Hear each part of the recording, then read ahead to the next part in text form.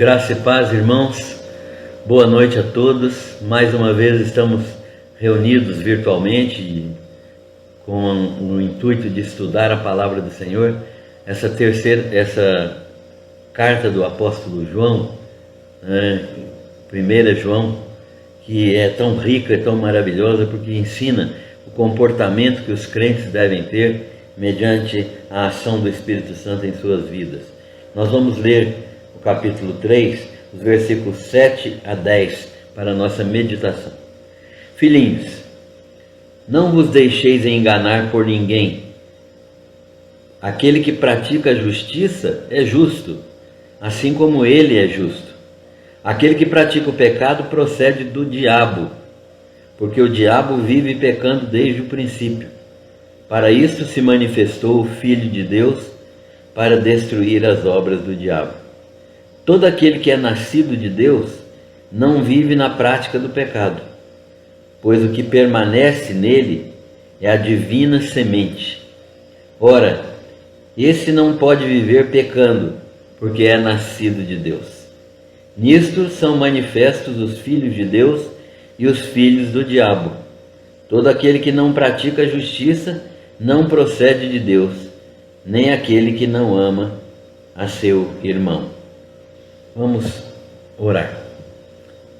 Agradecemos-te, Senhor nosso Deus, pela tua palavra, e agradecemos-te pelo teu cuidado para conosco e com a tua igreja. Nós queremos meditar na tua palavra nesta noite, aprender de ti sobre as características dos filhos do Senhor e aqueles que não são filhos teus. Que nós tenhamos a sabedoria e o discernimento de entendermos e sabermos fazer a diferença entre os filhos de Deus e os filhos do diabo. Abençoa-nos nesta meditação, cuida de nós, da tua igreja, do teu povo. Nós te pedimos e agradecemos, em nome do Senhor Jesus. Amém. Meus irmãos, o apóstolo João está fazendo agora uma nova advertência nesta carta tão importante que ele escreve para os crentes da região da Ásia Menor.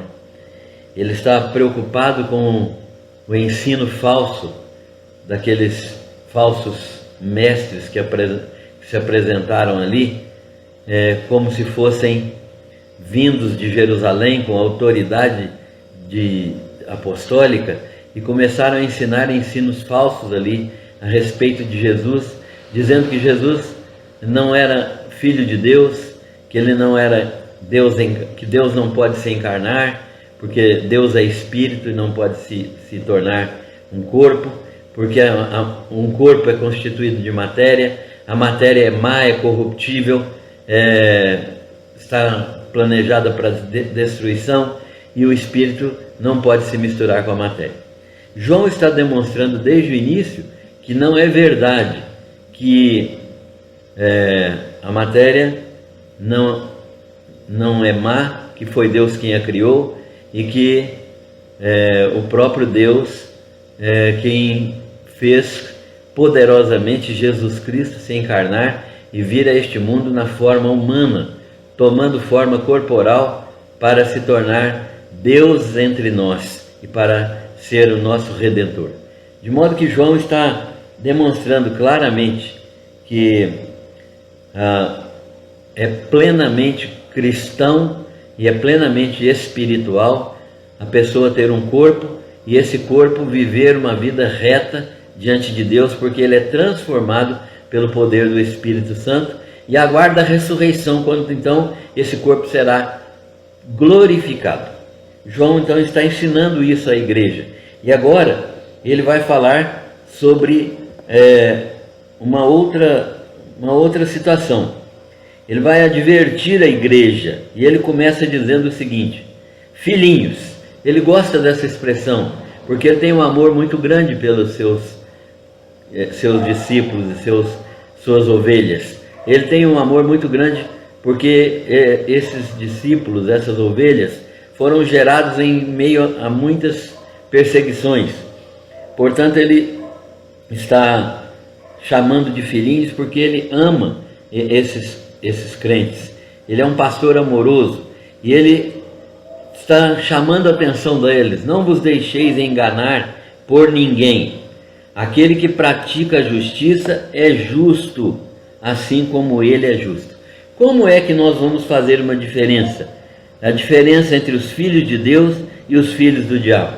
Qual é a diferença? Como é que tem horas que a gente não sabe nem fazer diferença entre aquilo que é santo e aquilo que não é santo? Como fazer essa diferença entre aqueles que são chamados filhos de Deus e aqueles que João está chamando de filhos do diabo? Então ele começa a ensinar, demonstrando que nós não devemos ser enganados por ninguém, porque nós temos o Espírito Santo e o Espírito Santo nos dá discernimento espiritual. Então não sejamos enganados por ninguém. Quem pratica a justiça é justo, ou seja, João está dizendo assim: aquelas pessoas que foram justificadas por Jesus Cristo, esse vive na prática da justiça. Aquelas pessoas que foram justificadas por Cristo, isto é, perdoadas, aceitas, lavadas no sangue dele e redimidas pelo seu sangue, essas pessoas são justificadas, e aqueles que são justificados têm uma vida que é justa, uma vida que é reta diante de Deus, uma vida de quem pratica a justiça. Esse é um tipo de teste também para nós. Se nós não praticamos aquilo que é justo, se nós não praticamos aquilo que é santo, se a nossa vida não é uma vida reta na presença de Deus, nós talvez não sejamos justificados, ainda não tenhamos a justificação de Cristo, porque quem é justificado leva uma vida reta e justa na presença de Deus. Como Jesus Cristo é justo, ele então João associa a justiça nossa com a justiça de Cristo. Ele está dizendo que como Jesus Cristo andou neste mundo, nós também devemos andar. Como Jesus Cristo viveu neste mundo, nós também devemos viver. Como Jesus Cristo se comportou diante do Pai neste mundo, obedecendo em tudo ao Pai, nós também devemos andar em obediência ao Pai, obedecendo em tudo ao Senhor Jesus. Jesus se manifestou então desta maneira, e aquele que vive na prática da justiça é justo, mas aquele que vive na prática do pecado, ele procede do diabo. João é muito claro: quando uma pessoa pratica as coisas naturalmente erradas, que ferem a lei de Deus, quando as pessoas praticam coisas erradas que não glorificam a Deus, quando a prática nossa é uma prática cheia de pecados diários, João está dizendo que isso é uma evidência de que nós não fomos salvos, não uma evidência de que somos ainda filhos do diabo, porque João está comparando a vida dos crentes com a vida dos falsos mestres, e os falsos mestres viviam na prática do pecado, viviam na prática do erro. João está dizendo que aqueles falsos mestres eram filhos do diabo. Mas isto serve para nós também, para avaliar a nossa conduta, para avaliar as nossas ações, para avaliar se realmente somos crentes ou se nós não somos crentes.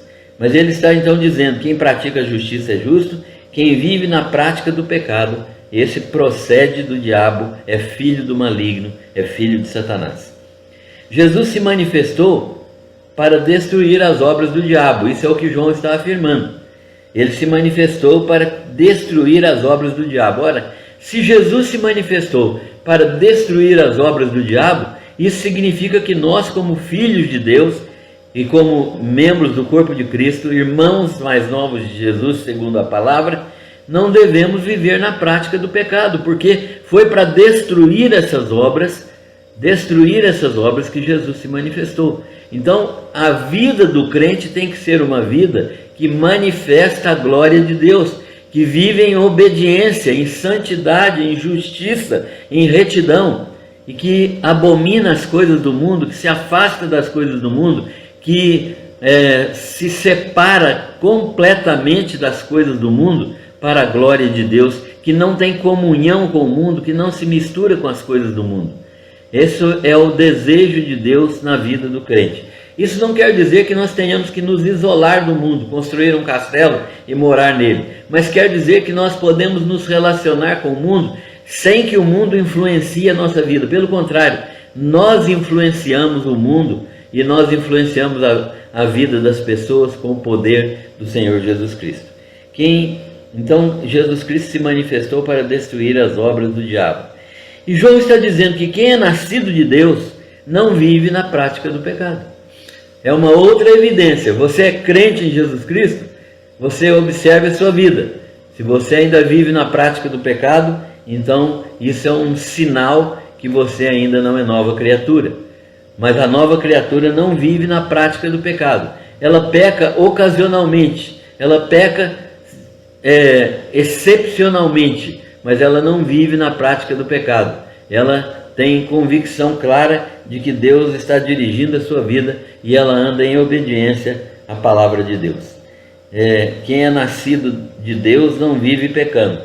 A divina semente, não é a semente espiritual, permanece nele. Qual é a divina semente? É o Espírito Santo dentro de nós. A divina semente permanece no crente e não lhe permite pecar. Por quê? Porque o Espírito Santo me torna uma semente de Deus, porque eu me torno uma pessoa nascida de Deus, e porque eu sou nascido de Deus, cheio do Espírito Santo, controlado pelo poder do Espírito Santo, eu vou praticar as coisas que glorificam o nome de Deus e vou evitar a prática do pecado.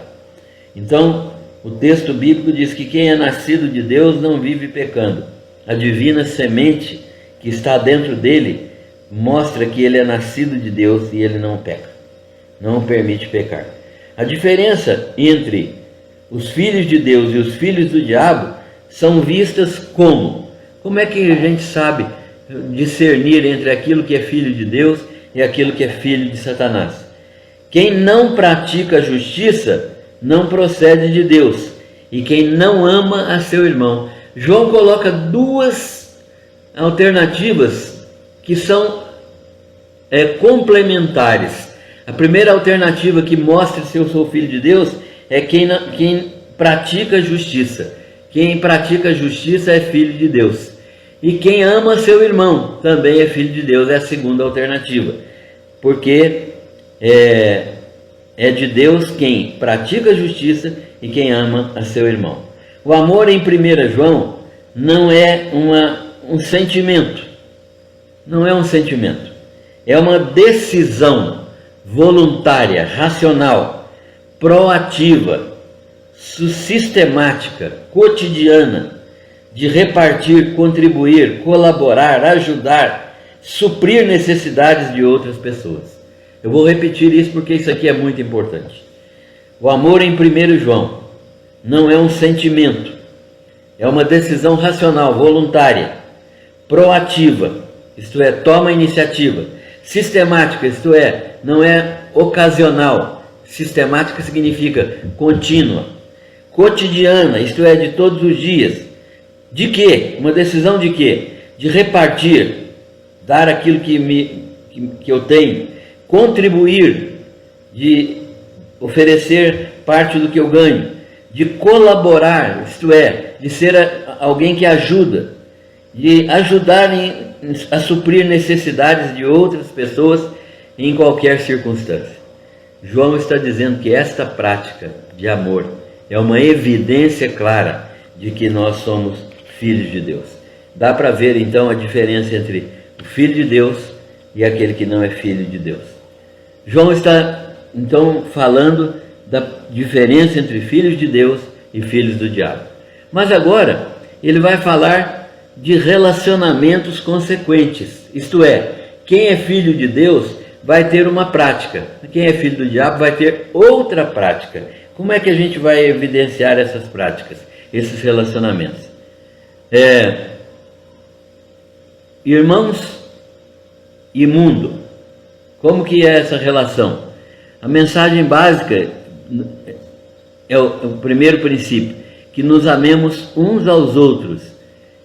O exemplo negativo foi Caim. O relacionamento consequente entre os irmãos, ou seja, se eu tenho irmãos, eu tenho que amar estes irmãos. Se a igreja é composta de irmãos, eu preciso amar a igreja, amar os meus irmãos e preciso de manifestar esse amor solidário entre os irmãos. Diferente do amor ao mundo. O relacionamento consequente é um relacionamento de ruptura com o mundo. O mundo não deve ser amado por nós. João mesmo nos ensinou: não ameis o mundo, nem o que no mundo há, porque o amor do Pai não está no mundo. Então a primeira mensagem básica, o primeiro princípio, é que nós nos amemos uns aos outros. Um exemplo negativo seria não como Caim, que matou o seu irmão. Segundo princípio, o mundo nos odeia, é claro, não é? O mundo nos odeia. Nós não devemos tentar fazer aproximação, amizade com o mundo. Devemos ser instrumentos de glorificação do Senhor, devemos realmente ajudar as pessoas do mundo, mas amizade com o mundo, não com as pessoas, mas com o mundo, isto é, fazer o que o mundo pratica, a filosofia que o mundo tem, as práticas imorais que o mundanismo nos oferece, aquilo que o mundo faz e que nem cogitam de ser pecado. Então, essas coisas que são do mundo, amor ao dinheiro, a soberba da vida, a concupiscência dos olhos, a concupiscência da carne, isso deve ser abolido da nossa vida. Um segundo princípio que nós temos aqui é amar os irmãos e odiar o mundo. O mundo nos odeia e nós também devemos odiar o mundo. Odiar o mundo não significa deixar de amar as pessoas que são do mundo, as pessoas que nós devemos cultivar relacionamentos. Só que eles não podem nos influenciar com a influência do mundo. Devemos ser capazes de fazer a diferença entre o que o mundo ensina e aquilo que a Bíblia ensina.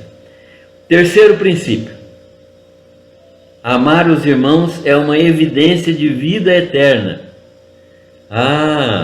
Quer dizer que amor aos irmãos é uma manifestação de vida eterna. Quando eu vejo um irmão dizendo que não perdoa outro, quando eu vejo um irmão dizendo que tem dificuldade de amar alguém, quando eu vejo um irmão que não quer amizade com outra pessoa, eu fico pensando que há um problema grave na vida dessa pessoa. Amar os irmãos é uma evidência de vida eterna. Quem não ama permanece na morte. Quem não ama permanece na morte. Faça um teste, como João está ensinando para aqueles crentes fazerem um teste. Façamos hoje também o nosso teste. Quem não ama permanece na morte. Isso significa que quando uma pessoa, quando a gente tem algum tipo de relacionamento que não é transparente com outra pessoa, nós precisamos nos aproximar dela e resolver o problema de relacionamento. Todo aquele que odeia seu irmão é assassino. Que coisa terrível, hein? Quem odeia seu irmão é assassino. Os filhos de Deus, portanto, não são aqueles que odeiam seus irmãos, mas são aqueles que amam seus irmãos. E é preciso conhecer o amor de Cristo verdadeiramente. Amar os irmãos é uma evidência de vida eterna, porque quem não ama permanece na morte. Na semana que vem, nós vamos falar um pouco mais do amor aos irmãos e do ódio ao mundo. Por que devemos amar aos irmãos e odiar o mundo, conforme João nos ensina nesta palavra. Mas devemos ter em mente isso, que a mensagem básica é que os filhos de Deus vivem na prática da justiça. Os filhos do diabo não praticam a justiça. Os filhos de Deus amam os irmãos. Os filhos do diabo odeiam os irmãos. Os filhos de Deus rejeitam o mundo. Os filhos do diabo são amigos do mundo. Então, deste modo, nós podemos fazer um teste de como nós estamos e como é que a nossa vida precisa ser mudada diante de Deus. Que o Senhor nos abençoe, para que o ensino desta carta mobilize o nosso coração e nos leve a sermos fiéis testemunhas do Senhor Jesus. Que Deus nos abençoe. Amém.